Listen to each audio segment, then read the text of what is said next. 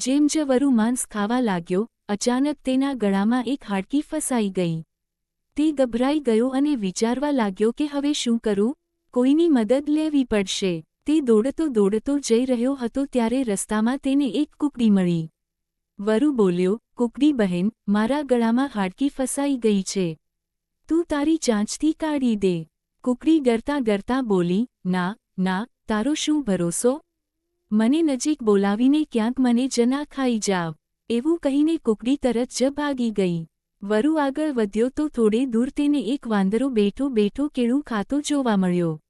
વરુ બોલ્યો, વાંદરા ભાઈ, મારી મદદ કરો. મારા ગળામાં હાડકી ફસાઈ ગઈ છે. વાંદરો બોલ્યો, આગળ જા, દેખાતું નથી? હું હજુ કેળું ખાઈ રહ્યો છું. ગુસ્સે થઈને વરુ આગળ ચાલી ગયો. ચાલતા તે એક નદી પાસે પહોંચ્યો જ્યાં એક બગલો માછલીઓ શોધી રહ્યો હતો. વરુ બોલ્યો, આ નદીમાં બહુ માછલીઓ છે. હું તને પકડીને આપી દઈશ, બસ મારા ગળામાંથી હાડકી કાઢી દે. બગલાએ કહ્યું, આ તો સહેલું કામ છે.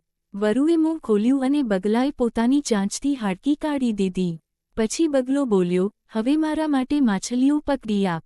વરુ હસીને બોલ્યો, શુક્રમાન કે મેં તારી જાન બચાવી દીધી. વધારે બોલશો તો તને જ ખાઈ જાઉં. આ સાંભળીને બગલો ડરીને ઉડી ગયો. વરુ ગર્વથી આગળ વધવા લાગ્યો અને વિચારવા લાગ્યો કે હું કેટલો ચાલાક છું. કામ પણ થઈ ગયું અને કોઈને બદલો પણ આપવો ન પડ્યો. પણ થોડું આગળ જતાં તેના ગળામાં ભારે દુખાવો થવા લાગ્યો. જ્યાં હાડકી ફસાઈ હતી ત્યાં ઘા થઈ ગયો હતો. તે નબળો પડી ગયો. તેને તરસ લાગી અને ચાલવું મુશ્કેલ થઈ ગયું.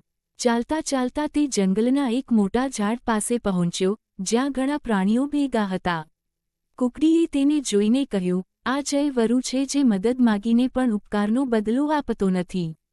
વાંદરો બોલ્યો, અમે તો પહેલાથી જ કહ્યું હતું કે જે બીજા લોકોનું ભલું નથી કરતો, સમય આવે ત્યારે કોઈ તેનો સાથ આપતું નથી.